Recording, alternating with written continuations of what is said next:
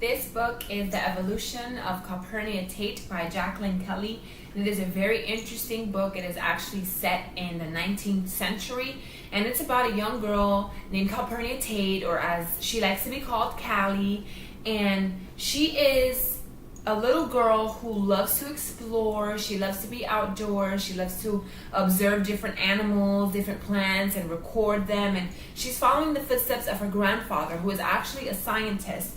And her grandfather get really close during this time because they didn't really talk at all. But as she begins to get to know him more, her love for science and her love for exploring and observing things grows more and more, and she begins to love these things. And her grandfather actually begin to observe things together, and at a point they actually think that they discover a new species of a type of plant. And while this is all going on, Calpurnia, or Callie, at this time, this is, like I mentioned before, this is in the 19th century.